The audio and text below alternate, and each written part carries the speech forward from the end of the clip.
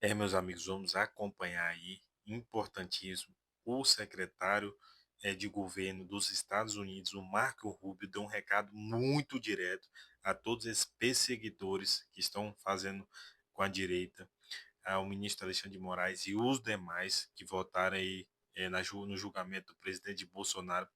Vão vir muita sanção, sanção pesadíssima em cima dessas pessoas e também agora na ONU, os Estados Unidos vai dar um recado muito forte ao governo brasileiro, a esse governo comunista do Brasil, do presidente Lula, e também a essa mídia militante. Vamos acompanhar aí o que o Marco Rubio falou e a reação aí dos militantes da Globo. Se você está assistindo esse vídeo e não for inscrito no nosso canal, canal de direita, dá essa moral, se inscreva no nosso canal, deixa aqui o seu like, ó, já deixa o like aqui e se inscreva no canal, deixe seu comentário também, importantíssimo, e vamos Marco acompanhar aí. Rubio foi perguntado sobre qual seria a resposta do governo americano à condenação do ex-presidente Jair Bolsonaro pelo Supremo Tribunal Federal.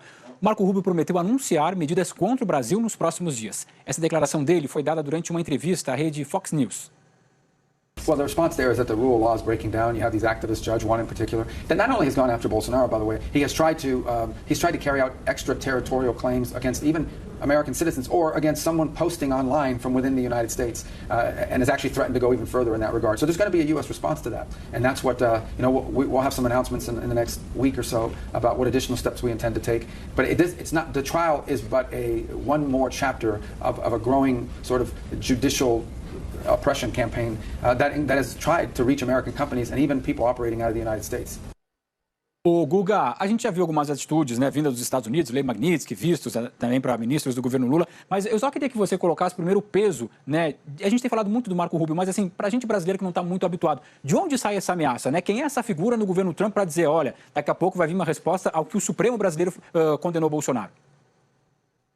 Bom, Marco Rubio é secretário de Estado dos Estados Unidos, é o chefe da diplomacia americana. Antes de ser secretário de Estado, ele foi senador pelo Partido Republicano por 12 anos e também foi da Comissão de Relações Exteriores do Senado. É uma figura que acompanha bastante política externa da América Latina. Os pais dele foram imigrantes, saíram de Cuba na época do Fulgêncio Batista, ainda não era a ditadura do Fidel, eles foram anteriormente à ditadura do Fulgêncio Batista e migraram para os Estados Unidos, mas ele sempre acompanhou bastante. Ele é da Flórida, sempre teve aquele perfil contrário às esquerdas da América Latina, fala espanhol como primeira língua, tão bem quanto ele fala inglês, entende português, tem muita conexão com a direita do continente latino-americano como um todo, inclusive no Brasil. Ele já havia falado num post na semana passada, na rede social X, que os Estados Unidos reagiriam à condenação do Bolsonaro. Alguns pontos que chamam a atenção. Ele fala do Bolsonaro, mas você vê que ele insiste muito na questão das empresas americanas, para a resposta que os Estados Unidos terão. E mais uma vez, como sempre ocorre em qualquer declaração do Trump ou do Marco Rubio, a gente não escuta o nome do presidente Lula, sempre focado no judiciário, no STF. Isso já ocorre. O Trump nunca falou o nome do Lula.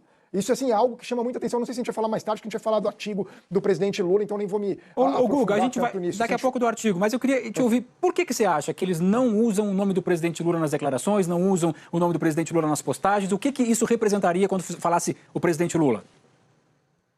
Porque a prioridade é no STF, a forma como eles encaram, talvez acreditem mesmo, que haja esse ativismo jurídico no Brasil, que está agindo de uma forma além da lei, pela visão que eles têm aqui do Trump, do Marco Rubio, tem do contexto das leis, eles levam muito em consideração as leis. Bom, eles também não estão nem aí para liberdade de expressão nos Estados Unidos, né? Nem vou me aprofundar nisso. Mas é que eles veem todo o problema ali no judiciário, eles não enxergam, o que tudo indica, o presidente Lula como um problema. Se enxergassem, teriam mencionado. A gente já está chegando ao mês de outubro. O Trump assumiu a presidência em janeiro. Desde janeiro ele não falou o nome do Lula. É algo que chama muito atenção. Ele fala o nome de uma série de lideranças e o Marco Rubio até um pouco. É sempre no Alexandre de Moraes. E também porque tanto Paulo Figueiredo quanto o deputado Eduardo Bolsonaro, eles também têm um foco muito grande no ministro Alexandre de Moraes e no STF. O foco deles não é no Lula. Tanto que eles ficaram... inicialmente eles não queriam as tarifas contra o Brasil. O foco sempre foi na lei Magnitsky contra o ministro Alexandre de Moraes. Então o foco é no Alexandre de Moraes e não no Lula. O Trump, a parte do tempo que ele dedica ao Brasil, eu falei mais cedo para o André Sadi, eu repito para você, Marcelo, é a mesma que você dedica para escutar a música da Bulgária, sabe? Algo que não está no radar do Trump o tempo todo. Então, assim, às vezes a Raquel pergunta, aí vem, né? Aí ele pensa alguma coisa, ou alguém faz uma provocação. Caso contrário, ele não está pensando no Brasil, em Lula, Bolsonaro, ele tem a cabeça dele lá em mil coisas. O Rubio não. O Rubio pensa no Brasil, sim. A América Latina é uma região que ele se interessa e muito, com uma conexão muito grande com a direita latino-americana. O que você quer me dizer sobre isso, Joel? No momento que o Trump anunciou o tarifaço contra o Brasil, lá atrás, surgiu uma discussão e diferentes posicionamentos dentro da direita brasileira. Uma parte dela, mais ligada ali ao Tarcísio, enfim, uma direita um pouco menos radical no bolsonarismo, chamou isso de tarifas do Lula, né? Botava a culpa do Lula. Mas o Eduardo Bolsonaro se apressou a combater esse discurso. Falou, não chamem de tarifa do Lula, não. É tarifa do Moraes. Para eles, o único interesse é combater o Alexandre de Moraes, para o Eduardo Bolsonaro, né? Para o bolsonarismo, para o Paulo Figueiredo, para o Jair Bolsonaro. Por quê? Porque é o discurso da ditadura do STF. E é apenas combatendo o Moraes, que na expectativa deles pudesse talvez levar ao Supremo se dobrar, ou ao Congresso de alguma maneira dobrar o Supremo, é apenas assim que livraria o Bolsonaro. Se o foco da luta deles virasse o Lula, daí a prioridade não seria mais soltar o Bolsonaro, seria encontrar alguém que possa vencer o Lula no ano que vem. Mas essa nunca foi a prioridade deles, nunca foi vencer o Lula em si, e sim soltar e reabilitar o Jair Bolsonaro. E para esse fim se tornar inescapável e necessário, só tem uma narrativa que sustenta, quer dizer, o problema é todo o Alexandre de Moraes, é a ditadura do Moraes, a ditadura do judiciário. Creio que seja isso que, ao menos do lado do Brasil, está por trás desse concerto. Imagino que talvez do lado dos Estados Unidos, como o Guga colocou, também tem alguns motivos ali. Ô, Camarote, para a gente amarrar uma coisa na outra, já que estamos falando de Bolsonaro, Supremo, estamos falando de Estados Unidos, vamos lembrar que aí, né, o Bolsonaro, você até lembrou no início, está preso não pela condenação da semana passada, né, mas pelaquela coação, que é um processo que também o Eduardo Bolsonaro está junto com ele e que essas coisas têm que ser analisadas daqui para frente. A vida na justiça brasileira, para o Eduardo Bolsonaro, que tem uma questão, mas para Bolsonaro não é nada fácil. Eu acho para os dois, né? Eu vou explicar aqui, Marcelo. Primeiro, você tem hoje uma chance real disso avançar não só em relação à denúncia da Procuradoria-Geral da República, mas também para um julgamento do Supremo Tribunal Federal. E a percepção que a gente conversa ali é que tem provas fartas para a condenação. Por quê? Porque houve uma ação explícita. Primeiro, essa ação do Eduardo Bolsonaro lá nos Estados Unidos, o pai financiando o filho nos Estados Unidos e o filho se movimentando junto com Paulo Figueiredo, Eduardo Bolsonaro, para ter acesso à Casa Branca e para que haja sanções no Brasil. Isso acabou dando resultado do ponto de vista dos interesses da família Bolsonaro, tanto que o Brasil está com um tarifaço, você tem sanções a ministros do Supremo, vistos cancelados, a lei Magnitsky em relação ao Alexandre de Moraes, até aqui, porque está se ameaçando outros integrantes do Supremo Tribunal Federal. Então, de fato, fora as mensagens, que depois, na busca e apreensão, se identificou uma série de comunicação, de mensagens entre o pai e o filho, Bolsonaro e o Eduardo. Enfim, essa é uma questão. O que vai daqui para frente, qual é a consequência disso? O Bolsonaro, mais uma condenação, né, que está aqui no Brasil. Então, é real esse cenário. E o Eduardo, com uma condenação por um colegiado do Supremo Tribunal Federal, ele fica inelegível, que era um plano, inicialmente, do Jair Bolsonaro, colocando alguém da família, colocar o Eduardo Bolsonaro. E o próprio Eduardo Bolsonaro verbaliza o interesse de ser candidato à presidência. Inclusive, já manifestou que pode até sair do PL. Então, ele tem um projeto. A grande questão é, condenado, ele fica inelegível. Então, vai atingir também, do ponto de vista de projeto, uma ambição que era do Eduardo Bolsonaro, em caso de inelegibilidade do pai, ele ser o candidato. Por que isso? Porque foi para o embate, para o tudo ou nada, e fazendo o que está sendo visto pelo indiciamento da Polícia Federal como uma coação à justiça brasileira. E agora vamos aguardar o que é que vem da Procuradoria-Geral da República. Mas, provavelmente, diante das provas, esse deve ser o caminho. Bom, a pauta agora é o Lula pediu para que o Haddad o visitasse, ele foi quase 15 vezes antes da decisão de quem eles estavam colocando na chapa presidencial para representá-lo. Aí quando a gente vai conversar hoje, né, com o pessoal assim, eles falam, existe uma diferença, ali eles estavam articulando um sucessor. Agora Bolsonaro está nessa lista dele um monte de gente para, dias depois da condenação, articular uma anistia. Então eu queria entender, Camarote, o que significa essa lista dessas pessoas nesses cargos, pedindo, né, e levando, o próprio Bolsonaro pedindo para que eles possam ir até ele, para que ele possa articular, a gente está vendo a anistia. Isso mostra que a gente está numa democracia, né, Marcelo? Boa noite a você, boa noite a todos. Isso é o mais importante. O Bolsonaro, ele não está cumprindo pena, porque não houve trânsito em julgado. Ele foi condenado por um regime fechado por 27 anos, mas ainda cabe alguns recursos ao próprio Supremo Tribunal Federal. A expectativa é que isso seja resolvido antes de dezembro, que seja o chamado trânsito em julgado. Aí ele vai para um regime fechado, muda a situação dele. De todo jeito, Marcelo, ele está em prisão domiciliar, é importante a gente fazer essa diferenciação disso, por outro motivo, por coagir a justiça brasileira. Então, ele fez, primeiro, a possibilidade de fuga. Então, ele já teve ali cautelares que foram dadas, inclusive tornozeleira eletrônica, não permitir chegar perto de embaixada, e depois, com desrespeito em relação à determinação, em relação à manifestação em rede social, ele foi para domiciliar. Mas não significa que ele não possa receber pessoas. E, vai para conversar sobre a anistia? Paciência, é da democracia. Discutir um projeto de anistia no Congresso Nacional é um debate que é legítimo do ponto de vista do Congresso Nacional. Se isso é inconstitucional, se é uma anistia ampla, geral e restrita que fere a Constituição brasileira, a cláusula pétrea da Constituição, isso pode ser julgado depois pelo Supremo Tribunal Federal. E pode cair. Ou o próprio Senado pode barrar, ou a própria Câmara pode não colocar adiante esse texto, né, já sabendo que é inconstitucional. Mas o debate em si, o Bolsonaro ele pode fazer articulação sobre 2026. Quando ele tem aí a previsão de recebimento do Tarcísio, ele pode estar tratando de sucessão, pode receber aliados. Assim, se isso está dentro das regras, é uma democracia, ele pode receber. E ontem, por exemplo, o Bolsonaro foi ao hospital fazer um procedimento. Na saída ele não falou com a imprensa, mas ele se exibiu. 5 minutos, né, Camarota, sem subir no carro. Ele ficou ali para ser fotografado, para se mostrar, não falou. Né? Seria até mais natural que ele fosse para o hospital direto, entrasse para uma garagem, já que é problema de saúde e tal. Não, mas ele fez, queira ou não queira, mesmo em silêncio, ele fez um ato político, isso é inegável. Né? Mesmo assim, ele não teve qualquer tipo de advertência em relação a isso. Por quê? Porque ele não se manifestou ali, não pode se manifestar publicamente. Mas eu vejo que isso mostra que estamos dentro da normalidade democrática, Marcelo. Mas agora há pouco, né, Camarote, o ministro Alexandre de Moraes pediu para a Polícia Penal do Distrito Federal explicar por que o Bolsonaro ficou quase 5 minutos fora do carro, com o carro estacionado, cercado por policiais, cercado por agentes, esperando as pessoas gritarem, né, mito, gritarem anistia geral e ainda cantarem um hino nacional. Para uma pessoa que está em prisão domiciliar, tinha uma autorização para fazer a retirada de sinais. É bom dar essa explicação mesmo. Tem que ter uma explicação. Ô, Flávio, eu quero te ouvir. O Camarote nos lembra que estamos em uma democracia, né, que o Bolsonaro não está em prisão domiciliar pela condenação que ele teve na semana passada. Mas, assim, como é que a gente explica para as pessoas, né, para o eleitor mesmo, para o povo, né, que o Bolsonaro está em prisão domiciliar, mas que ele está recebendo um monte de político que, na verdade, estão lá conversando e articulando democraticamente, como nos lembra o Camarote, um projeto para que ele não seja preso, para que ele seja liberado?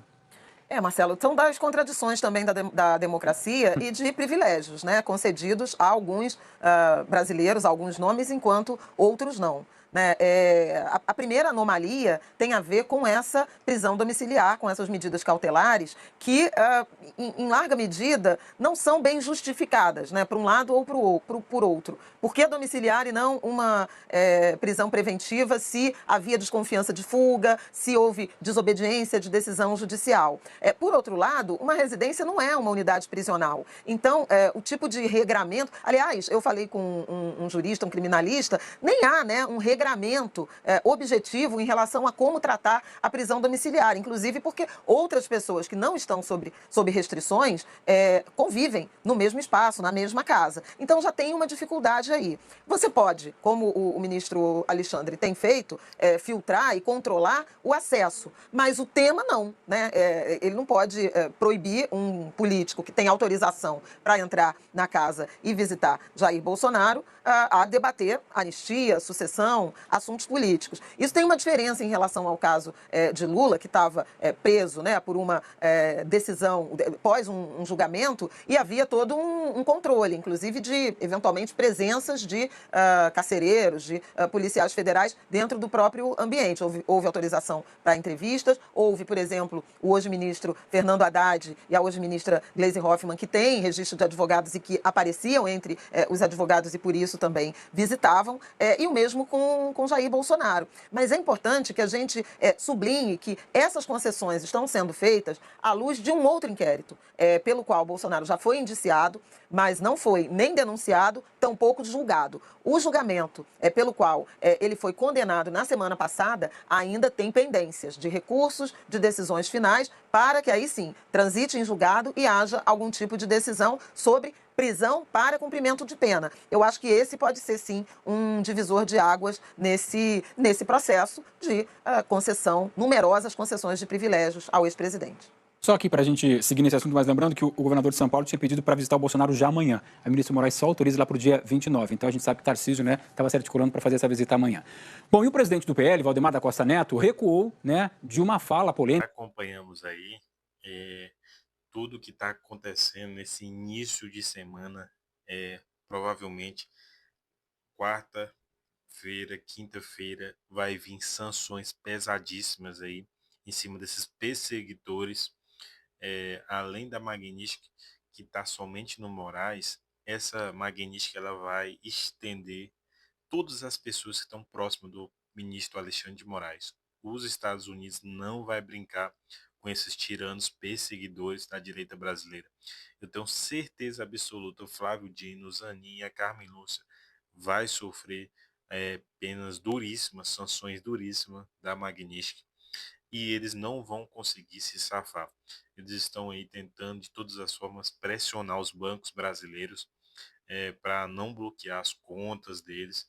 Isso eu tenho certeza que os bancos não vão fazer isso, porque vão levar prejuízos bilionários para proteger esses perseguidores da direita brasileira.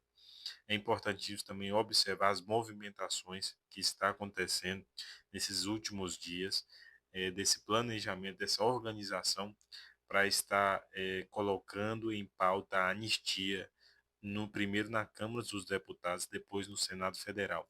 É importantíssimo ter um texto que passe no Senado, e primeiro na Câmara e depois no Senado Federal. É importantíssimo ter esse texto para passar nas duas casas e aí pressionar para não ser barrado. Eu tenho certeza absoluta que os ministros já vão deixar ali os textos prontos para o Lindenberg, que é o líder que é o líder do governo do PT aí. É tudo casadinho. O STF já joga junto com essas pessoas do PT ali para estar o Randolfo Rodrigues, o Lindenberg, para estar entrando na ação com as ações aí no STF. Isso é notório, que o que eles fazem é ridículo e não tem mais nem disfarce. Essa articulação entre o STF, a base do governo e o governo, para perseguir e travar todas as pautas de liberdade do nosso Brasil e democracia.